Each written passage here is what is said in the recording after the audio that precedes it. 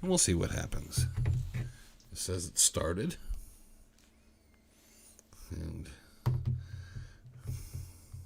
we'll see if anybody comes in and everybody can hear me. Move that stupid thing up. So let's start streaming. And I'm seeing nothing. So I can go on here and look. Okay. Let's go to YouTube. See if I'm even there.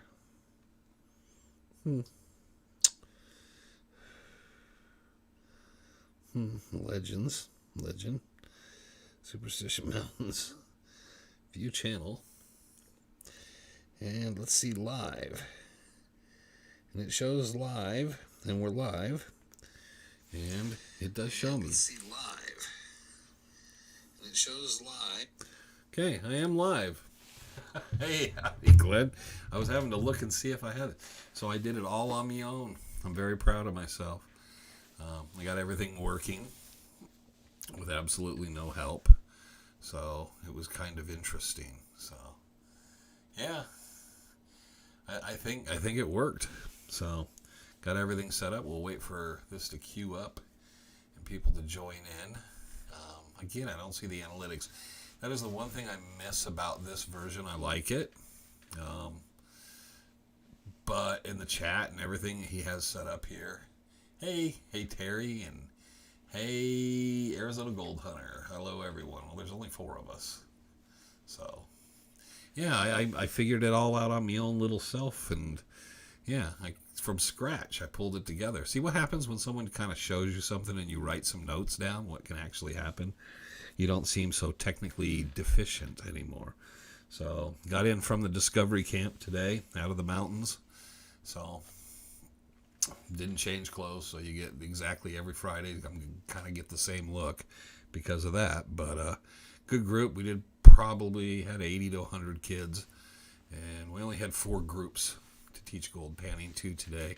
It was nice out. It was about 45, 50 degrees, so the weather was nice, no real breeze, so it was kind of a nice, quiet, pleasant day.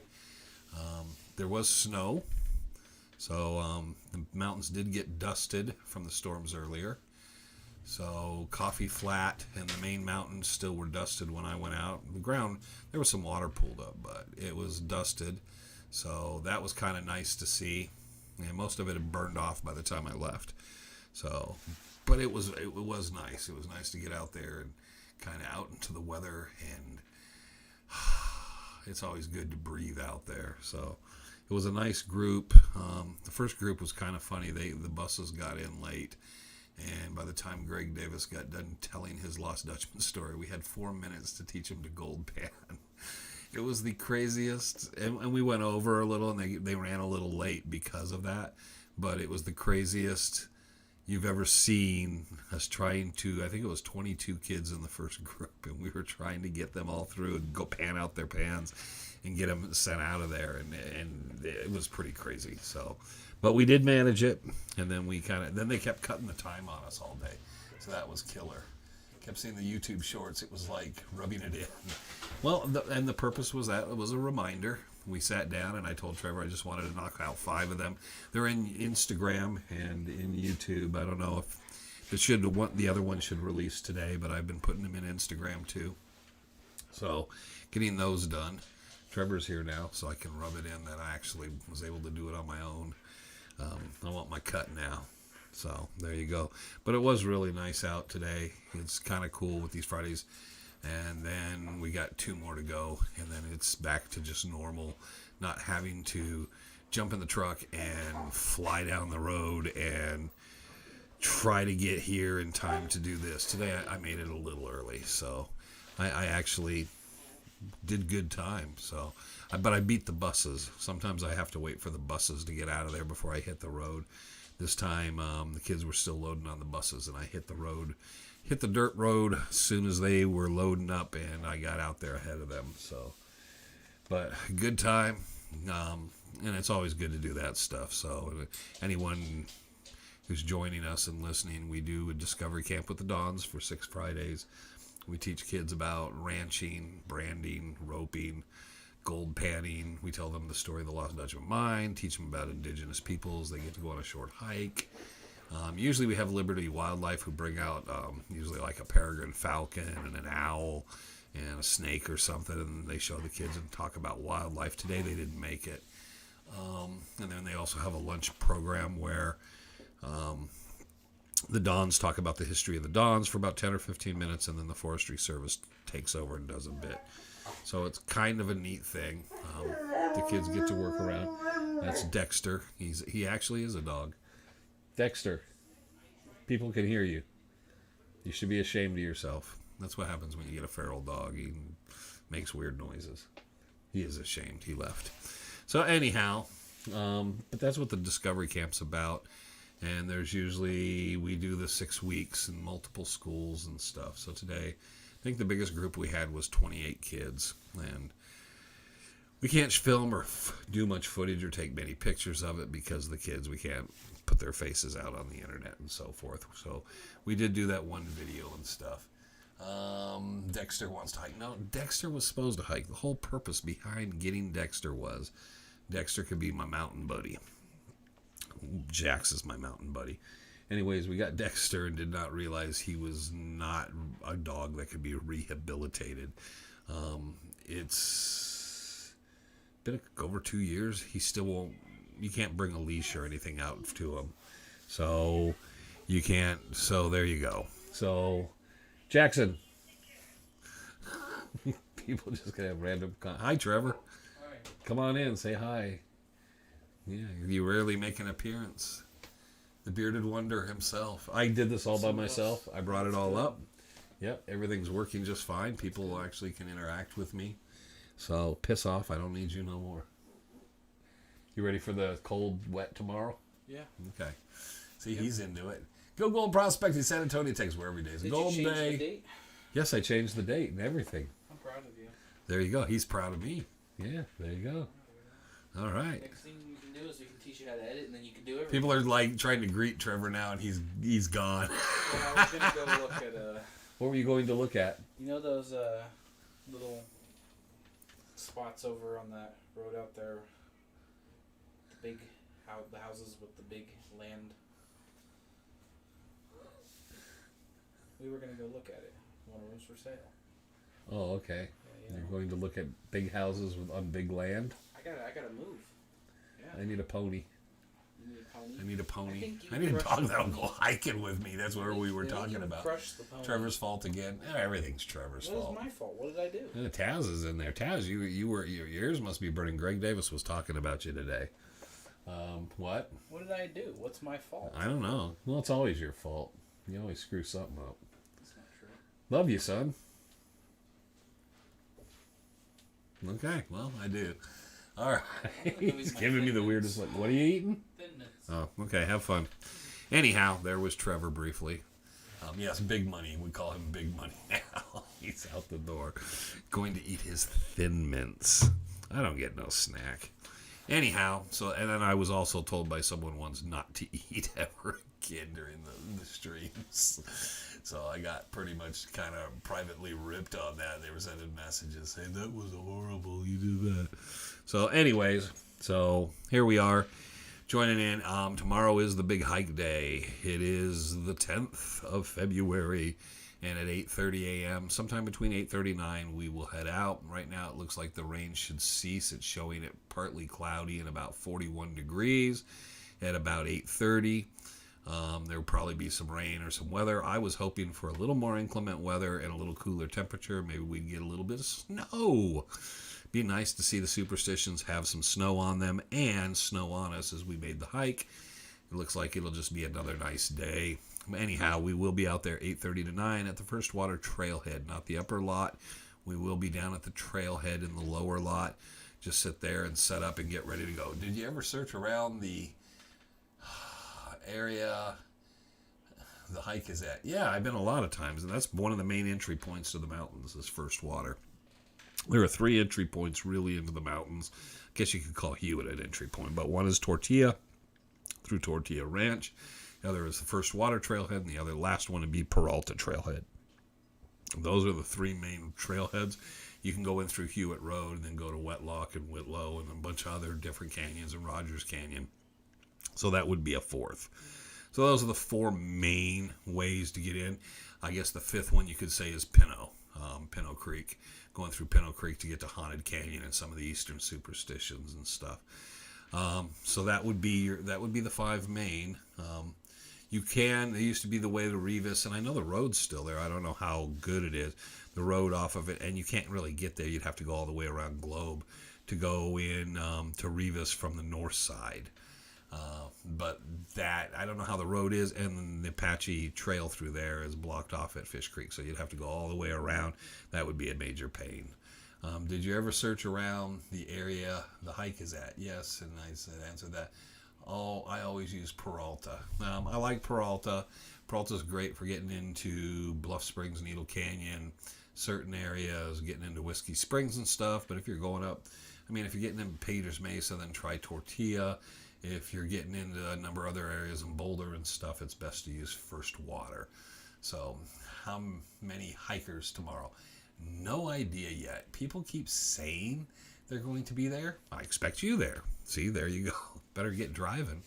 But it sounds like there could be quite a few people, but then once people get up really early and it's dark and there's some rain, I have a lot of people are just going to act like, well, they're not going to do it. Well, we can't do it Sunday because that's the Super Bowl and nobody would show up. And it's a 90th anniversary hike, so we have to do it the day before, and next week it wouldn't really matter. So it sounds like there could be quite a few people. I know a few people that kind of basically had other plans and were trying to see what they could do about it. So I don't want to say who said they will be there, who kind of said they might not be able to make it, because it could get people thinking, oh, that'd be so cool, and then be disappointed. So I put it out at the Dons again this morning at Discovery Camp and told all of them is that I expected quite a few of them to help us out. If I could get someone of the Dons who didn't want to do the hike, but they just wanted to have, if they had a pickup truck that could run people down from the horse lot down to the main trailhead, that would be cool. But trying to see. If we can get it really to go this year, maybe, and we did last year, we attempted it. If we could get something this year and the weather's better next year, maybe we get a pop-up and put it in the parking lot and kind of have a check-in station and all that. We'll see how it goes. So I'm hoping it would be cool to get a good number of people to make that hike.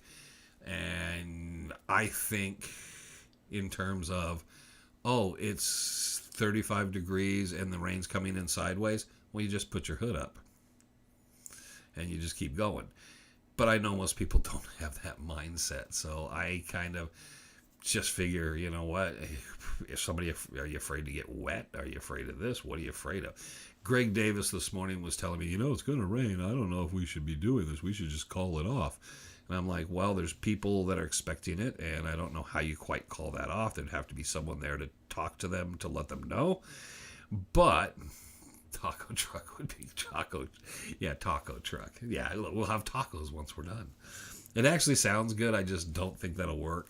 Taco truck on the hike. Anyhow, Greg Davis said, well, it's going to be like 40, 45 degrees and it could be raining. And I'm thinking, this is the man I went into the mountains with when it was 8 degrees. They're in a rainstorm. So it's like, and I had to remind him that, everything was froze over. We had to put bandanas on our faces because it was too cold to breathe and we were out there. And, tomorrow might be too much. So I'm keeping an eye on the weather, but I plan on hitting it and I will be there and make my way above 1,800 miles. Hey, you better get going in about an hour, 1,800 miles. You might be able to be here next week. So the hike is planned. The hike's prepared to go. Chris will be there, hell or high water. Good. Thank you, Kim. Good to have Chris out with us. I hope you're doing good, Kim. I hope the surgery was successful and the leg's healing up fast. And I hope it's less of a problem than the first one was. So we all talked about you and missed you out there today. So everything went smooth as silk. I don't know if you caught early on, but the first group came in late. Greg talked too long and we had 4 minutes to gold pan at the end. So it was kind of a hellacious wrap up to that, but we got them through. We ran a little late and got them out of there late, but it kind of made it, and we got Phoenix back. So Phoenix popped in with a friend of his, Andrew or Andy, and I'm sure they're young. They don't pay attention to this kind of thing. So good to hear you're doing good. But yeah, Phoenix was back, so that helped. So we had Aiden, Phoenix, and this kid Andrew. So those 3 kids helping us, and it was me, Mike. I'm trying to think.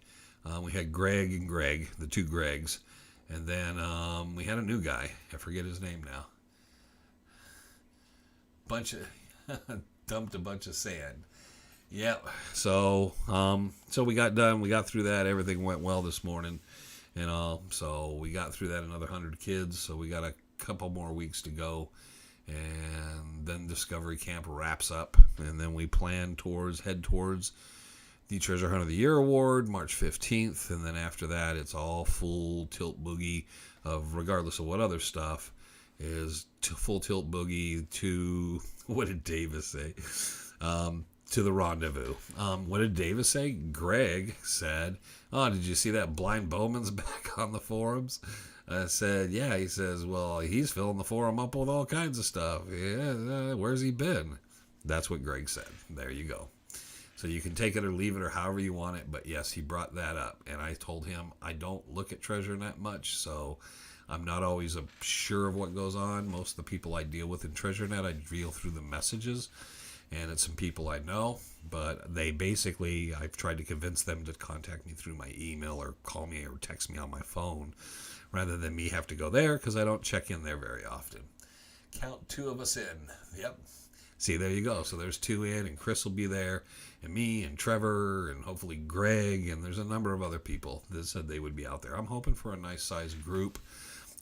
The discussion we should have through there, and it's not going to take a long time, but the discussion we should have through as we get out there should be kind of fun. Hopefully what we'll do is if it does not rain and the weather's really good, we will film, and maybe we'll use that for Chasing Legends, me talking out there.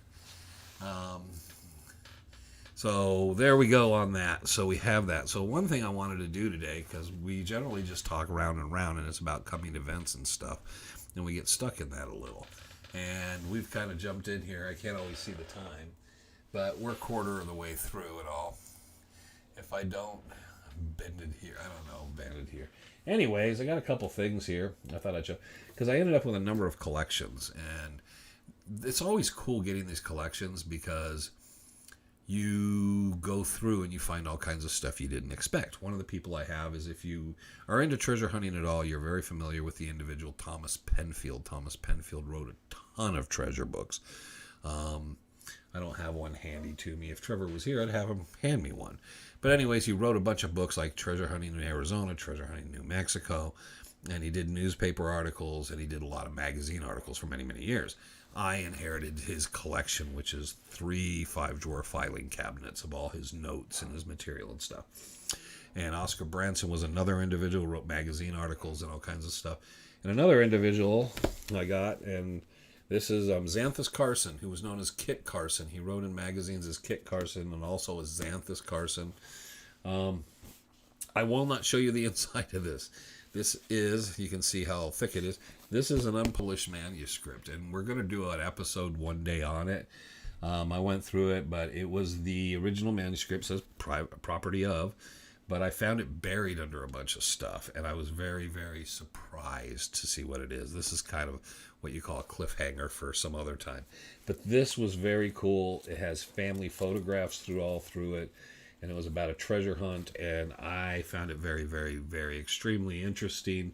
I know a couple people have referenced it. I do not know if they have the whole thing, but this was very cool to find. And there's a number of original manuscripts for some magazine articles and some books and different stuff that I have. So I've been always putting them aside and trying to research to see if they were published or not. This was not published. So this is an unpublished manuscript, great source material, and it has a ton of stuff in here.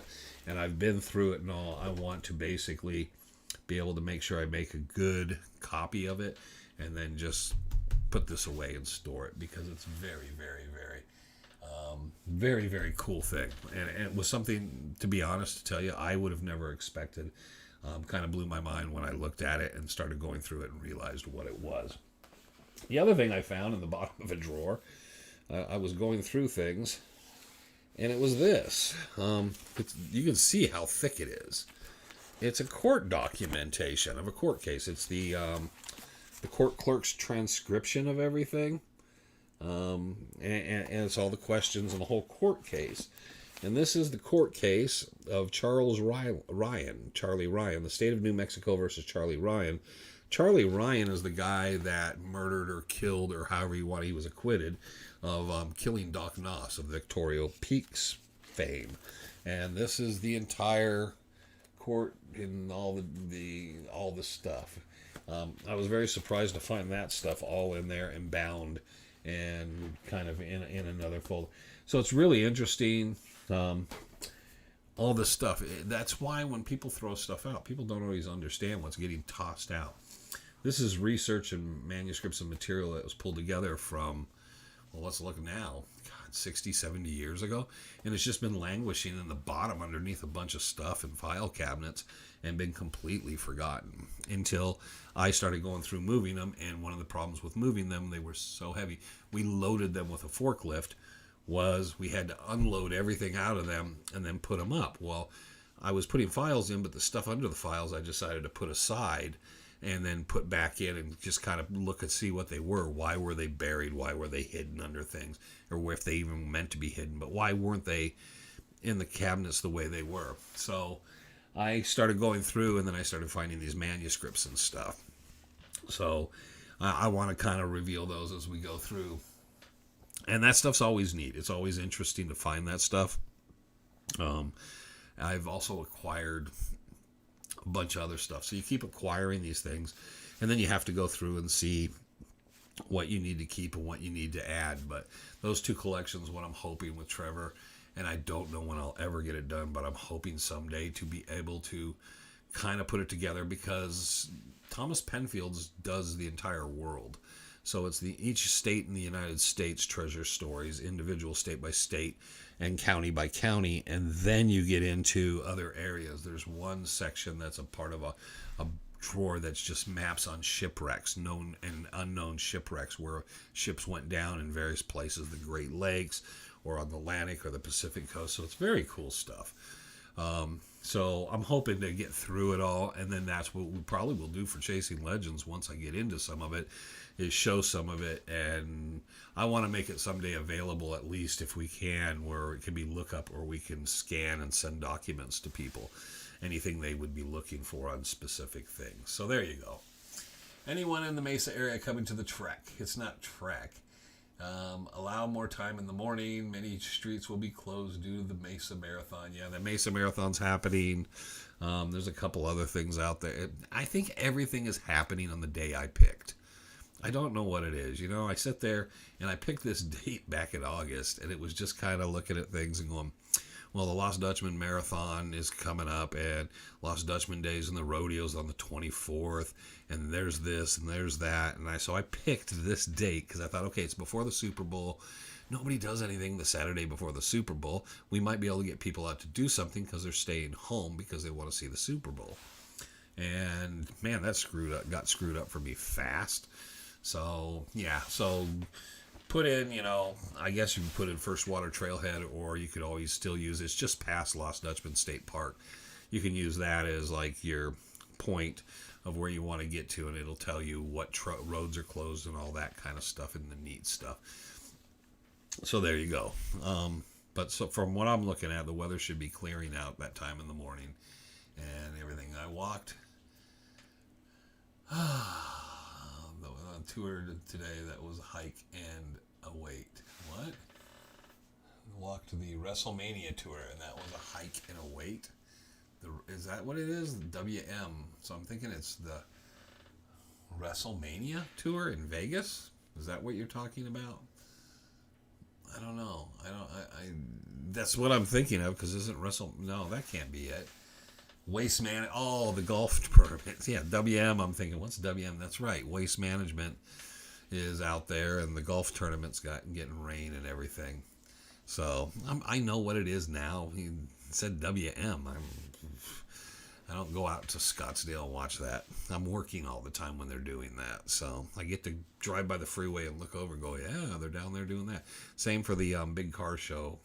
I always get to look over and see that's happening when I'm going through because I work.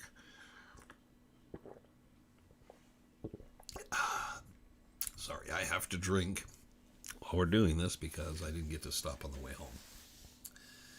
Okay, Robert Porch will be there with us tomorrow. See, there, so it keeps adding up. I'm hoping we get a good turnout of the general public. I think it'll be interesting hearing some of the discussions. And like I said, if the weather is really permitting for us, it'd be neat to get some of this and use it for chasing legends. A little bit about the hike, but a little bit more of the stops we'll make and some of the things we will see. For a smaller group, there's a very cool site we might stop by on the side, but it should be pretty good. And the reason I haven't talked about a lot of the history of that stuff is I want to save it for the hike, for the people that are able to make it and kind of be there. And then afterwards, if people can hear about it, they'll get the visual sense with it. So I think everybody will be somewhat forgiving. I take it I'm being heard very loud and clear and no problem with the audio today. So I set it up. So there you go. The audio seems to be better. I was going to get one of those things, you know, that you can pull down and have the microphone and put it right here, and so you can get that big buzz. And I thought about doing that, and then I thought, I really don't want to be swinging that thing around here. So I like being able to use the mics for recording and moving them around. So I didn't want to put that structurally in. So we got plenty of rain this week. Finally, it finally came down last night. We were this whole, what would they call it, a river stream from California. And I know California got dumped on. And up north, the snow. The kids up north, Tyler and Sarah, they've got feet and feet of snow, man. It's just, they're just buried up there. We just got sprinkles until finally last night. It, boom, finally dumped on us for a little while. And it soaked in good, but the roads going into Peralta today, there was barely any water standing on it. And like I said, there was a dusting on the mountains. Coffee Flat, I could see Coffee Flat was dusted, and the main mountain had a good snow dust on it.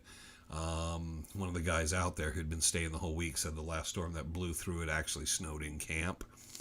It didn't stick very much, but he said it did finally start snowing down into the mountains. He said it did a pretty good job, but he said it was just a little too, the ground's just still a little too warm, and it melted off pretty quick.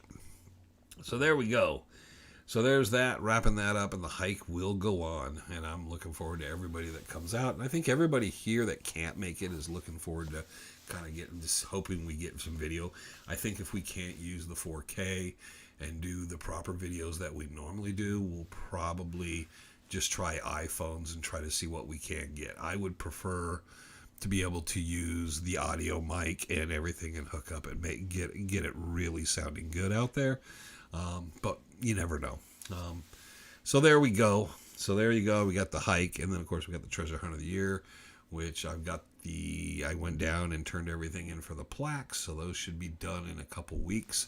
So I should have my hands on the plaques and everything for the treasure hunt of the year award. So that's down, that's in the books and getting ready for that. And me and Shoes working those things out. It will be on a Friday night, so that'll be different. It's been 7 years since we did a Friday night, because that's how it works, or 6 years, or whatever. But we will be out there on a Friday night. So that'll be one thing about that will be a little nicer, is I really hate the Sunday through Thursdays, because we always have to go to work the next day. So it's kind of like we eat dinner, we wrap up, and you really can't have a drink with everybody and sitting around. And everybody's trying to get out of there to go home because they're tired and they got to get up for work the next day. So this year will be nice because I'll get to sit around with everybody a little. And that's always a good time, because we usually get to hang out a little bit here and there. But the group of us like that, it's kind of neat when there's 40 or 50 of us in one place and we can sit around and talk with everybody. So that was good. We did have a little of that, unfortunately, with the funerals, with Sharon Collenborn's funeral. A bunch of us got to sit around and talk a little, but that's, it's much nicer when it's just in a good time, and we're all kind of, it's a good reason and a good purpose. So hopefully we'll get Clay down. Hopefully, I don't know how Clay's doing. I know San Felice sounds like he's doing okay. I just saw him. Larry Hedrick, is laid up, but hopefully Larry, and I'll have to talk with Larry and see how he's feeling, if he'll be up and about and get down there. That's an unfortunate aspect of these guys getting into their 80s and 90s. So it's tougher and tougher. Bob Corbin came down with his daughter, seemed to be doing okay, but Bob's got to be in close into his mid-90s. And most of them can't drive anymore. I think Clay still drives, though. I think Clay actually still goes and drives to the store. Crazy as that might seem. So there you go. There's all that in the news and what we got coming up. But then the big deal will be the rendezvous.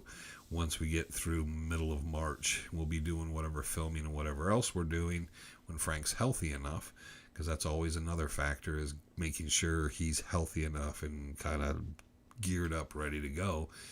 And we got a couple other things we want to do, but it's kind of the other thing is getting the rendezvous kind of in gear for the 20th anniversary.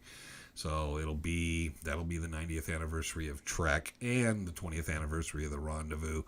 And we'll be doing some things, particularly at the 20th anniversary rendezvous, that kind of interpolate with the Trek, the other Treks.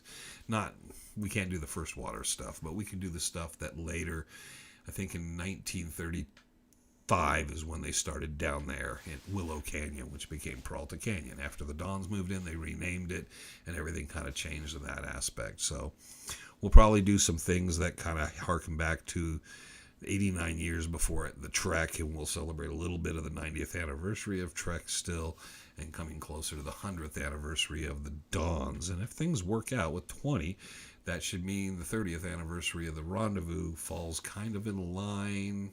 No, it doesn't, does it? Because the Dons, well, yeah, it won't. That's unfortunate. It'd be kind of cool that the anniversary dates kind of fall in someplace close, but we'll probably do a nice deal out there with the Dons and everybody for the rendezvous on the 100th anniversary for the Dons, which we got to pick a date, because there's the 1931 Dons and the 1930 Triangle Club where they started. So, and we'll talk about some of that come tomorrow morning. So if you see the Instagram post, that's it. We're doing there, and we'll be on the road pretty bright and early and get out there, and rain or shine, we'll get out there. Hopefully we have a nice crowd, and hopefully we disturb the Forestry Service with a group of us walking in. So nothing like the 300 people that showed up 90 years ago, but it would be still cool. So there, I've been talking with a geologist, and he says, from what I told him, the LDM vent is a mesothermal greenstone belt deposit. Well, how would he know that unless he was actually in there and looked at it and was able to see and take a assay or anything off that deposit? The LDM vein, I think, unless you found a raw piece of ore, and you would have to go Cochera ore. The Cochera ore would tell you, but did the Cochera ore come from that area, the Superstition? So it would be similar, because I would say this: the Cochera ore is very close match to the Silver Chief ore, supposedly. Even though I've seen the Cochera ore, I've held the Cochera ore, and it doesn't look what I have like at the same thing I saw in the Silver Chief and the Silver Chief ore. So I'm a little confused on that. I also now have samples of the Wasp, and I'm trying to get some samples and stuff, and maybe we'll do an episode on that where we look at different samples and talk about it. And Thomas Glover's, I'll try to see if I can get, Thomas Glover must have his original, the geological, and some of his reports, and the difference of the matrix and stuff, and some of those things he did back for the Golden Dream, and maybe get those, and then be able to sit here and talk about these various samples and different things from the mountains. So can't say you're wrong, can't say you're right, can't say much of anything. And we have a geologist I'm trying to get for the rendezvous. The geologist came out and spoke with the Dons probably 3 or 4 years ago. His presentation was very eye-opening. So it's very, very odd what he discusses about the mountains. It goes against the grain of what popular belief is at times. One of the things he said was along Peralta Road would be one of the other areas you would expect to find the gold that you found out there from the Mammoth, the Wasp, and those areas by Goldfield. But for some reason there is nothing there. But he said he had a lot to say about the original government reports and geological reports. I have a lot of those. It's really funny too, because when you look at the original reports, they're barely completed. They didn't do much. And then you find all these other reports that they had from Horse Mesa and Fish Creek and a lot of areas. And you know why it took so long, because it's such a difficult area to work. I found one geological report where a lot of it has to do with the cave systems in Fish Creek Canyon. And it labels and names these caves and their sizes, dimensions, and what they were able to do in those areas. So I found it fascinating and interesting, because usually when they do that, it's not only the educational side that you're picking up about the different formations and so forth, but they tell you about the caves and the locations of the caves and the access they were able to get to the caves. And so very, very cool stuff. I don't even know where those are. I have to go through my own collection and pull stuff out and try to arrange that, because I need to have a geological, because a lot of these reports that are just so hard to find, I made copies of all of them, and they're very cool to read, because they kind of make you look at things different. And then this geologist made me even react more so when he pointed out that most of that stuff's incomplete. The United States government never really did much of a complete when they went to a bunch of mines that had already been worked out, and they didn't sample in other areas. I was very curious of how different, and I went back and I looked through it, but there was nothing that kind of opened my eyes anymore or any further. But when Frank and I were in there, that the Horse Mesa side and the other side of Fish Creek seemed geologically almost completely different. And it was crazy, because you're standing in a creek and you're looking to one side and looking to the other side, and they're just absolutely so dissimilar. And it's just like, and that can happen obviously in a caldera. That's the biggest problem with out there, is it's a caldera and you don't know what was where and when and who and what and why. Because 200 million years ago, 400 million years ago, and 100 million years ago, there were these super volcanoes that lit up, and each time they did, I'm sure they changed everything. People always like to say the earthquake theory. There's stuff balanced on rocks that haven't moved in probably tens of thousands of years. But there was a time there was nothing inhabiting out here. And even if you've ever been, and I know some people have been out to the Don's Camp, and you look up at the Dacite Cliffs and you can see the intrusion of where the lava and everything and the magma pushed up through the rock at one time, and you realize you're standing in the caldera, and once you get a feel for it and you're looking at that, it's just amazing to realize how hot all that was at one time, that this stuff was pushing before it finally before it cooled off and left the residual. But you can actually see the effect of what was happening there. Nobody could actually see the effect, because you would vaporize in that a supervolcano collapsing into a caldera. So there you go. Always good stuff. That's one of the things I like to throw out at the kids when they're out there. I like to point out to them is that, you never know. The supervolcano might go up and we might just be done today. And they get that horrified look on their face, and then they get back on the bus. It's always fun to do that with children. Looking over at the time, 4:37. Okay, we're having fun. So anyways, that's kind of where we're at and what we're getting to. I don't know. There's not a lot of questions. Some of the people that usually ask all the questions are not here. And yes, this was the real treasure. It is sometimes is, because it kind of like, but then you don't know what to do with it.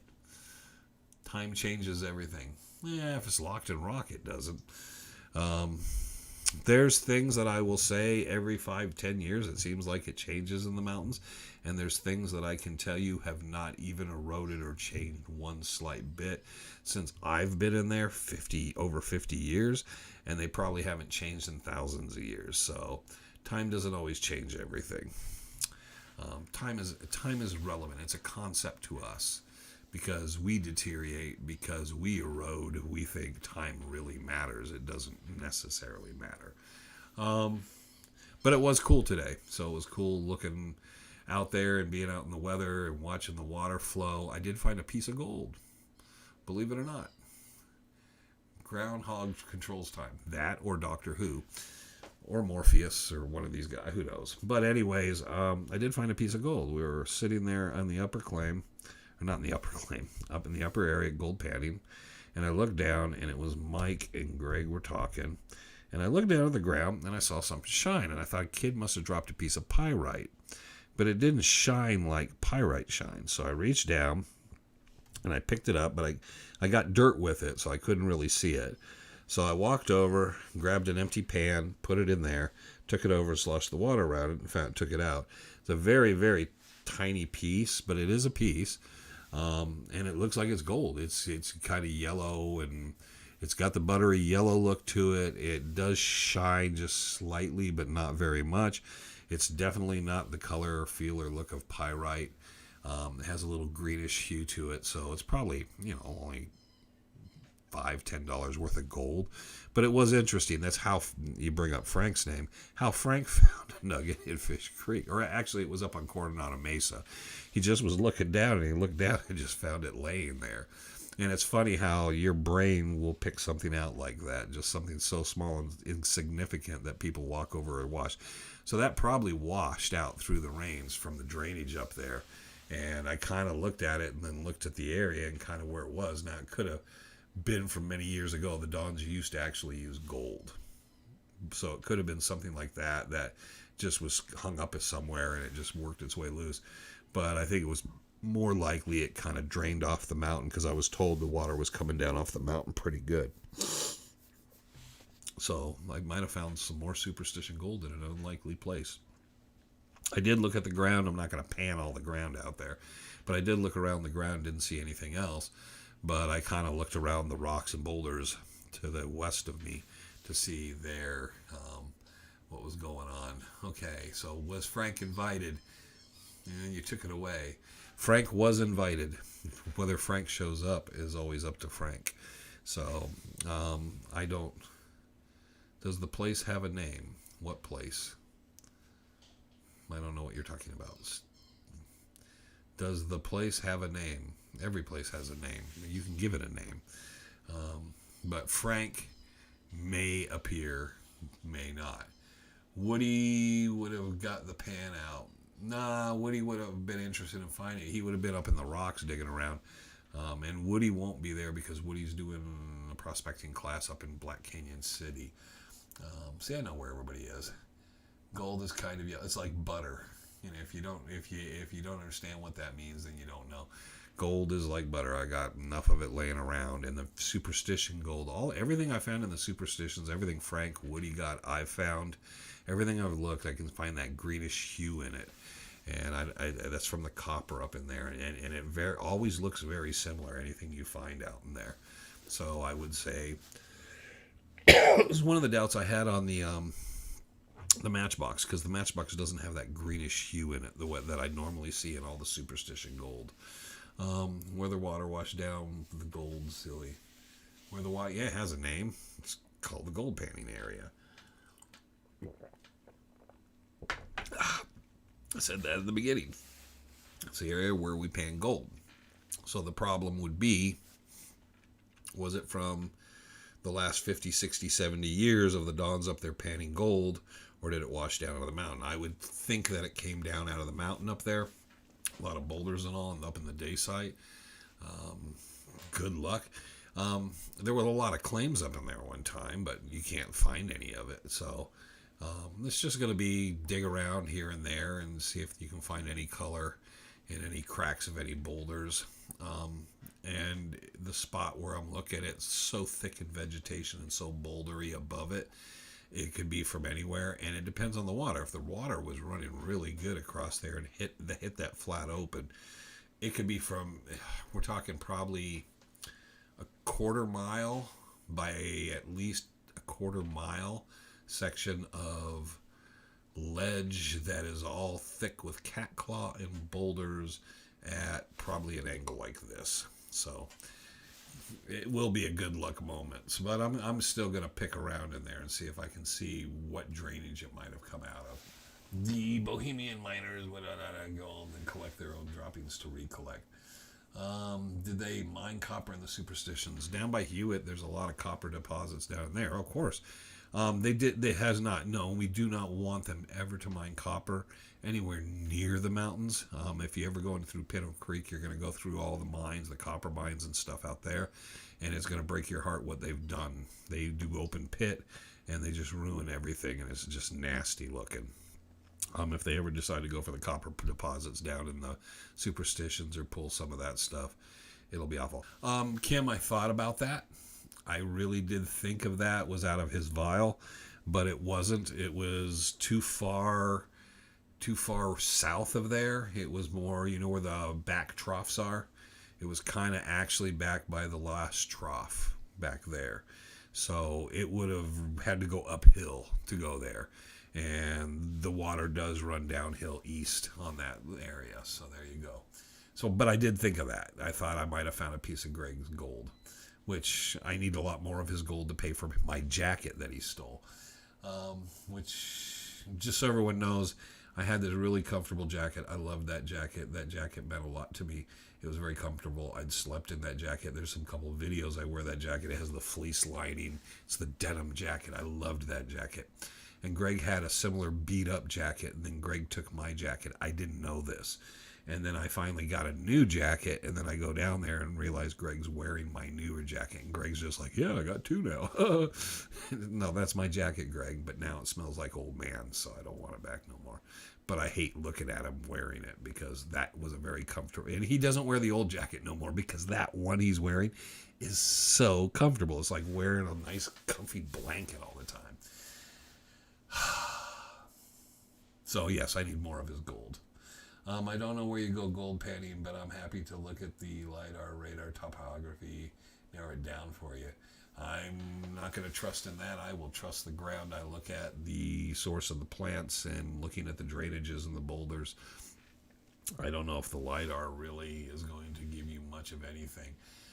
Because most of the veins have copper ore in the veins. Well, there's a lot of copper out there. There's always a lot of copper with gold. Iron ore, there's always a lot of silvers. There's a lot of different stuff. Larry Hedrick says, oh, God, someone's got to tell me what Larry Hedrick says. Okay. Okay. Larry Hedrick says Music Mountain is one giant pit, quartz mountain pink, titanium. It's amazing what Larry knows sometimes. Larry says. I love Larry. Okay. Yeah, I'm not a Dutch hunter. I don't know nothing about the Superstition Mountains. And then Larry always knows something. Larry's cool. But I know, I'm hoping, and Larry was down for the count and in the hospital, and I'm hoping he gets well. So I make fun of you, Larry, but that's only because we love you. Yeah, Music Mountain. I would not go looking for a lot of gold up in Music Mountain. I'll just say that, okay? It's a pink quartz mountain. That's a long way to walk to be disappointed. Silver, platinum, titanium, like purple. Okay, so anyways, I can tell you where you can find gold in the mountains. It's where you look for it and knowing what you're looking for, and it's hitting certain specific areas, and that's where there's going to be the intrusions. And you can kind of look and kind of tell where you might find some color. You can find it almost everywhere. You can find gold just about anywhere, but you have to know what you're doing to recover it as well. So if you don't have the means or the knowledge to recover it, it doesn't really matter because it's very difficult and specific. I've seen people dig pits in stuff that nobody should have ever. You can just tell looking at the surface. There's nothing there. They've dug prospects in pits and they've tunneled, and you can't find a single reason on earth why they dug there. And it's just me and Frank will just look at each other with our eyes open like, what the hell was this purpose? And who knows why. So there you go. But it's, you can always find gold just about anywhere. You can find it in Home Depot sand. That was another thing, Kim, we were joking about. We were joking about that maybe it came out of one of your sandbags. Even though I've not found any gold. And again, we appreciate the sand because the sand has made the panning so much quicker, easier, and efficient. But it's been really, really good. It's just made it so easy. And, we can pan those pans out really quick for those kids if we have to. And it definitely, with the pyrite and other stuff, all the heavies sit in that sand. And that sand washes out and the heavies stay very easy. It makes teaching panning so much easier. Wayne combines my favorite things: geology, history, storytelling, and lots of music gear. Okay, there you go. All those things. Gold is where you find it. Right, Bob. Gold is where you find it. And it's so funny how often I've been in the mountains a lot, and I will query people occasionally. Now, I'm not saying I'm an expert prospector by no means. Woody is. Frank's very good, and there's other people I know that have worked at it and so forth, and I query them and I ask what they get and how they're working and what they're getting and how their payoff is working versus their cost. And I'm always interested in their methods of how they're looking for gold or how they're tracing it or tracking it down. So much of it is hit or miss. Find a pocket, find an area, and just keep working it. But it's funny how many people do not know what they're talking about that will always talk about it, but you can literally, and today there was a bunch of people that know how to pan. And they were out there with their kids, and they know how to pan. So, who's Bob? Bob, are you talking to Robert or someone else? I don't know. You're going Bob. Did you find a Bob? Why are you saying Bob? I don't know. Anyways, they go out and I watch them pan, and they literally are losing everything, and they're doing some weird thing where they're picking it up with water in it and swirling it around. I don't know what they're freaking doing. And I'll have to do that sometimes, show you how not to pan. And these people just literally, it's like kind of like trying to get from here to there, but walk it in place. And that's exactly what they did. And I watch them all the time. And these guys are like, yeah. And I've had people say, my grandparents taught me how to pan gold this way. Oh, you guys are still poor, huh? So, dowsing rods. Okay, dowsing rods has entered the chat. I have a bunch of dowsing rods in the garage. I give them away. So Woody believes in his dowsing rods. I also watch him move his hand as he finds gold with them that he puts there on the table. And I'm like, wow, that's really cool. A gentleman by the name, I will not use his name. We were out. We were getting ready to film something. He was using his dowsing rods. And this is how dowsers generally work. And he went out and he dug some stuff up and he was going through and he was doing this whole panning thing. And then he was going through stuff and then he was using his rod. And then he's sitting there and he's taking his rods and he's doing this and that. And then he goes down and he got some more dirt and he's putting a little bit at a time in this pan. And he's, because he can't see it, but he knows it's there. So he goes over and he has a water bottle and he starts doing this little panning deal. And they're filming, they got...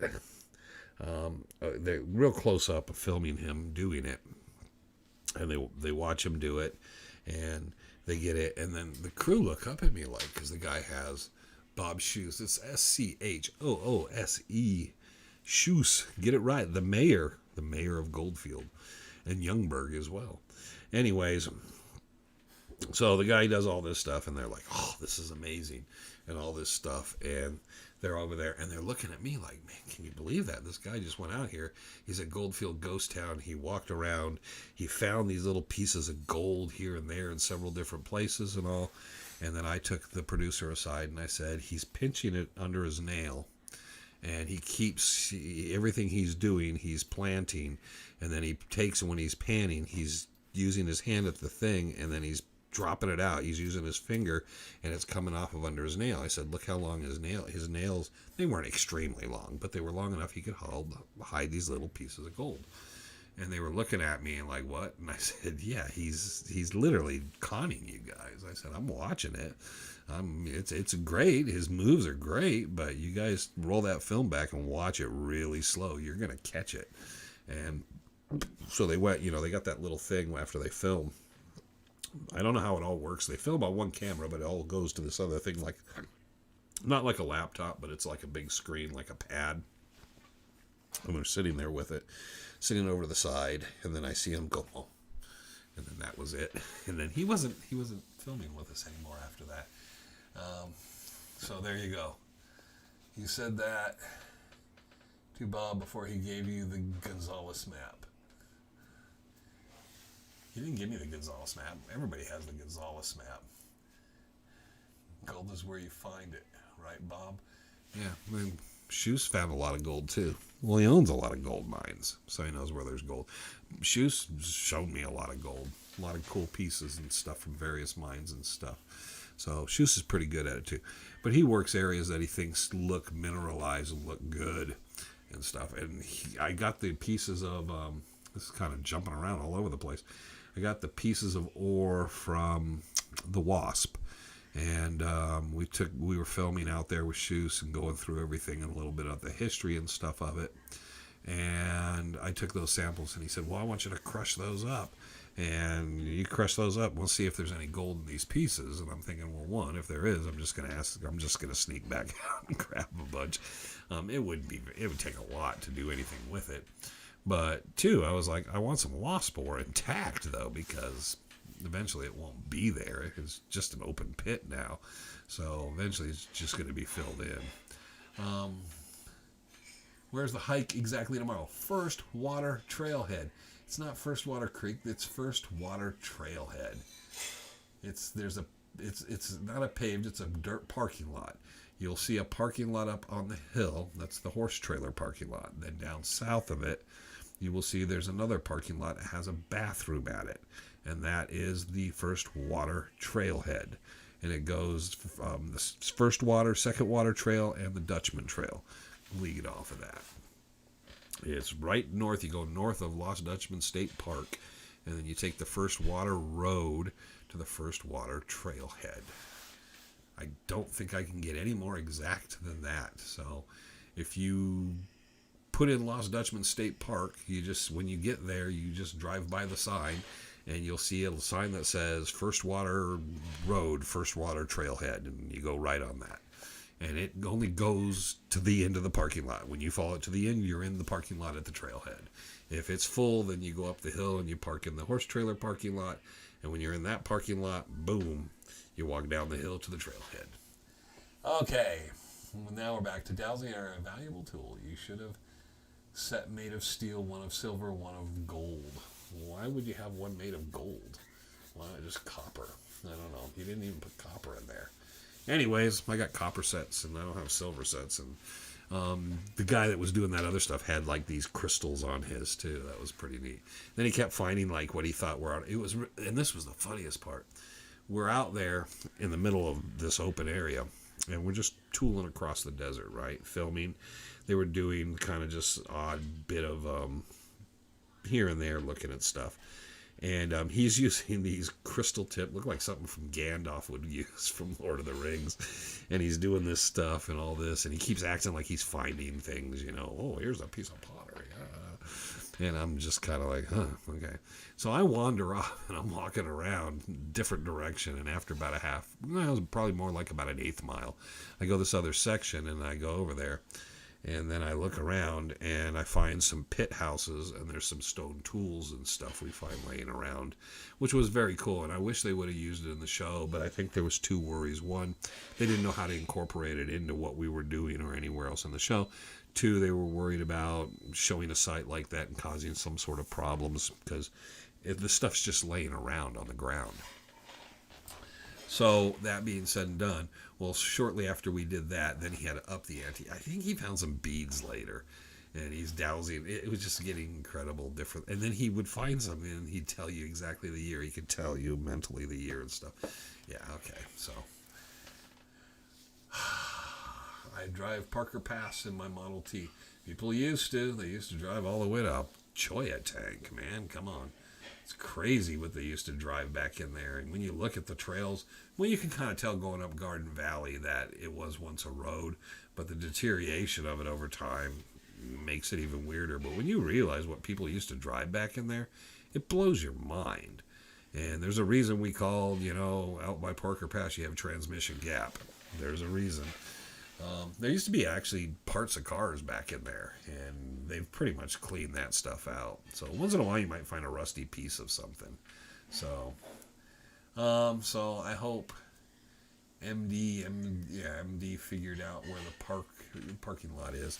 Like I said, if you go down First Water Road and you go down to First Water Trailhead, and you get there, and we'll be sitting there. And if you come in late, when you go in, if you go to catch up to us, we'll be going in, and then there's a separation of trail. One trail kind of goes up over the hill to the south. The other one starts going towards the east. One will say First Water, Second Water Trail. That's the one we will be on to Garden Valley. The other one takes you down to Brush Corral Basin and down to Blacktop and Palomino.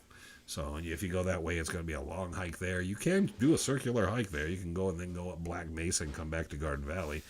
We will all be home having, stay safe. Yep, you too, buddy. Glad to see you're alive and well, and they've got you back in there. And so take care. Have a good one. Stay warm. But you can make that loop. Trevor, I've taken Trevor on that loop. We went down to Brush Corral, back up. We went to Blacktop, and then I took him up Black Mesa, across Black Mesa to Garden Valley, and then back out. And then we had dinner at the Mammoth. We had a steak dinner. We were going to actually stay in the mountains, and the gear we had, it was getting really cold, and I told him, I don't think we should be staying here tonight. It's going to get really cold. And we were cold once we got to the Mammoth, so it ended up getting down like in the 20s, so we would have been kind of screwed. Probably been sitting up all night trying to burn wood. It would have been pretty miserable, so we made it out. I remember we made a fire at Garden Valley on the way out because it was cool. It was so damp and cool, and I finally told him, let's make a fire and kind of warm up before we take the last stretch out and rest our legs.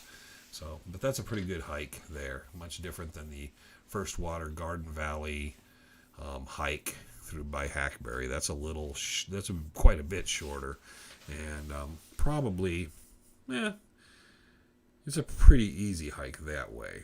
I mean, outside of just the one rise up into Garden Valley, there's not a lot of up and down to any of that.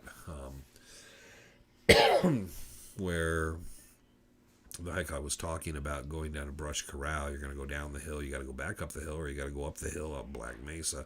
So there's a lot more elevation change and stuff there. And then if you decide to go down into around the Needle Canyon, you got to drop down, and you usually end up on Bull Pass, which nobody's really happy with Bull Pass. Bull Pass is a pain.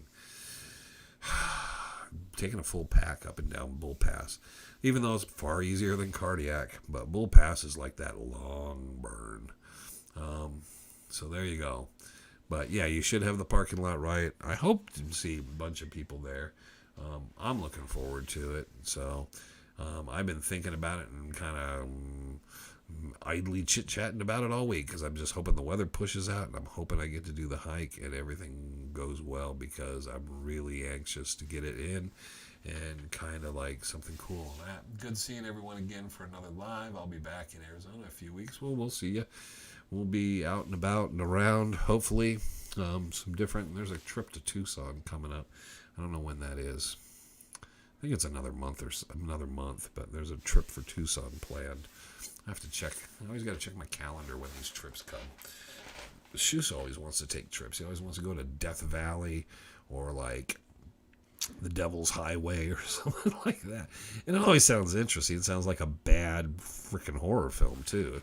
But then he always says, yeah, we'll see if we get Sal to go. I'm thinking, I don't know if I want to be Shus and Sal and me on the road. It might be a sitcom in that, that actually might be something you have to do. I just need to have a helicopter pilot who can come and pick me up when I've had enough and get me back out. Watch for the pterodactyl. I haven't seen any pterodactyls out there. Joe Colvin, hi Wayne, awesome information. Do you believe the military took all the gold from Victoria Peak? I believe they took a lot of stuff out of Victoria Peak. I'm not sure if they got everything, because some people still question that. But I think the military the military obviously was involved. If you ever can see photos of what that place looked like before the military got in there involved and afterwards, they built roads, they bulldozed stuff shut. Oh, they did. You could just look at it, because Dog Noss, none of those guys could afford to do what they did.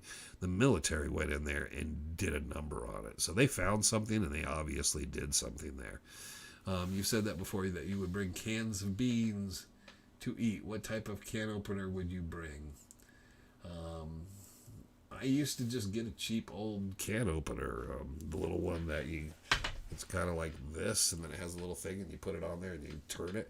I had the little key one, that little cheap key one, and I knew how to use it, and that was the one I lost, that the guy stole it. It was up on the north end of Bluff Springs. I had in that freaking cave.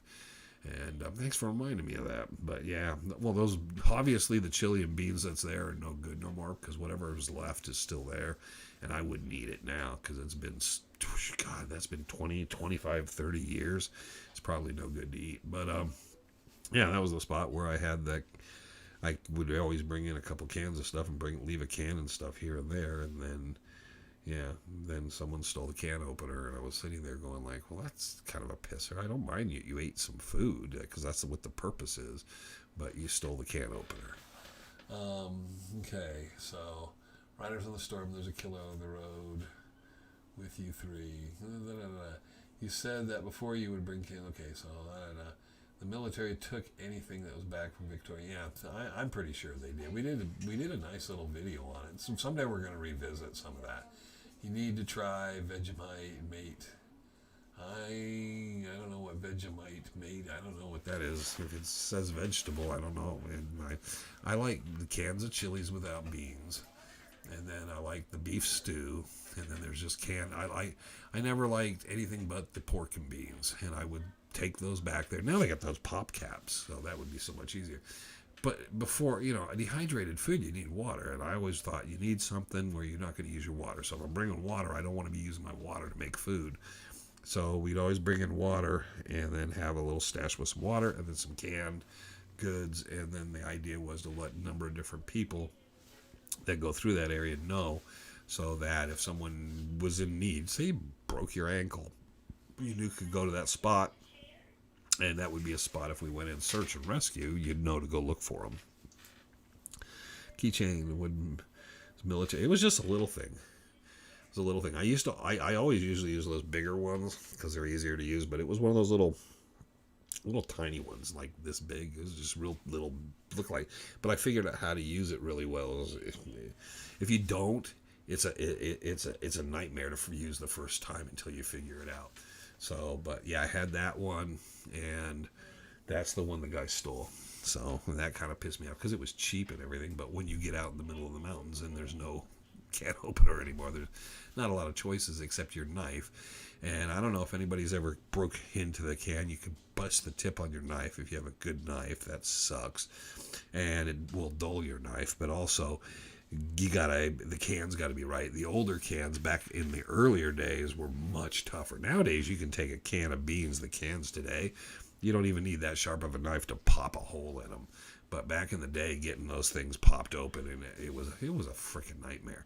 In fact, we forgot a can opener at the Rendezvous a couple of years ago, me and Trevor, and I couldn't find anybody with one, so I used my knife, and I opened the lid with that. So, what's the puppy's name? Which puppy? Can you tell me what he looked like? I can't rewind. It probably was Jax. Have a great weekend, everybody. So, okay, yeah, we're going to get out of here because I am going to want to get some food in me. It's been a long time. We had the lunch. We had lunch about 10:30 or so. So I'm due for lunch. Normally at work I eat earlier than that and then another. But yeah, and then we had to bring up the taco truck. A black and white just walked by. Well, all my dogs are black and white. Probably this one. Jackson. Come here. Come here, buddy. Come here. This is Jackson. Thunderfoot. Yeah, he's the Thunderfoot.